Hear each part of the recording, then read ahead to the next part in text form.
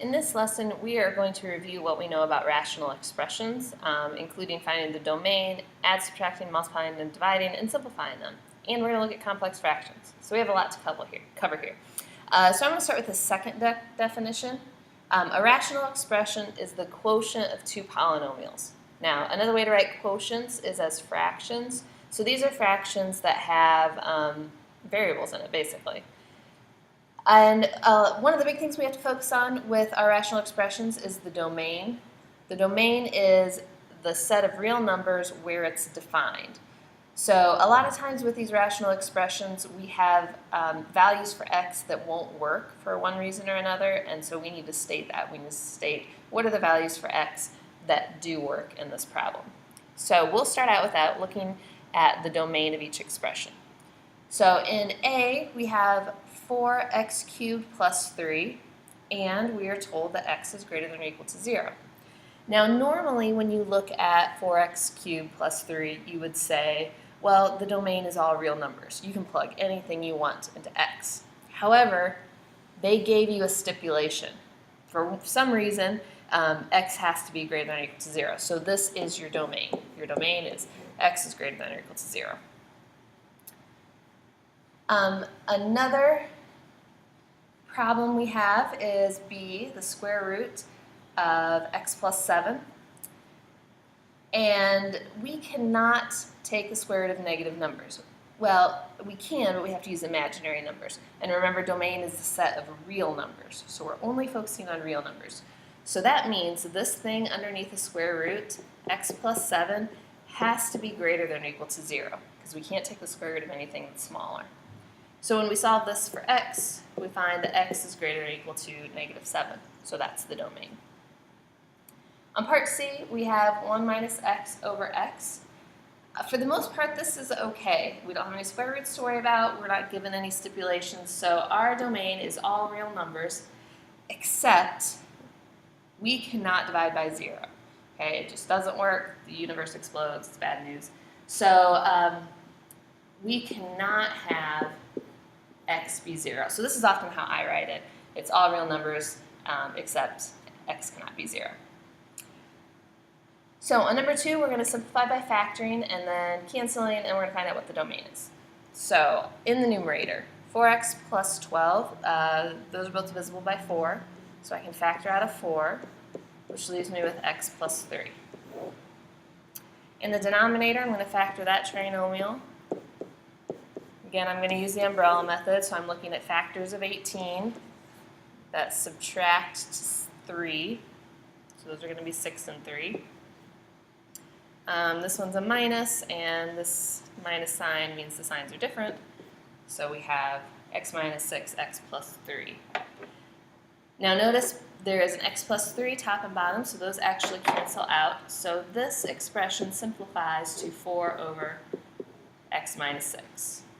Now, we also want to know what the domain is. Well, it's going to be all real numbers, except x can't be anything that would cause us to divide by 0. Now, when we look at this, we need to come back to this step. If either of those things is 0, we have a problem. I know that the x plus 3 canceled in this problem, but we still need to consider it. So if x minus 6 is equal to 0, or if x plus 3 is equal to 0, those both create problems in our domain.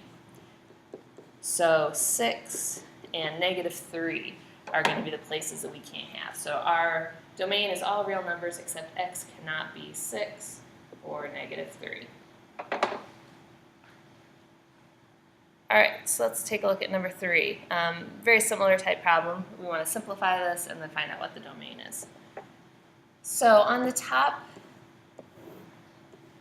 we're going to factor that. I'm going to start both of them with 3x. Remember, I have too many 3's. I'm going to have to divide one out. Umbrella, and I get 6. I'm looking for factors of 6 that subtract to 1. So that would be 1 of 6, of course. I really don't subtract. Someone stop me when I make stupid mistakes like that. Oh dear. Okay, the ones that actually subtract to 1 are 3 and 2. So those are the factors we want. That looks better. This will be minus, the signs are different. So remember, we had too many 3's in this problem, so we need to divide one of the factors by 3. I'm going to choose this one. So that makes our numerator x minus 1, 3x plus 2. Now, the denominator, I kind of like to look at these in standard form, so I'm just going to rewrite this negative x squared minus 4x plus 5. I just like to have the x squared first. It's easier for me to factor.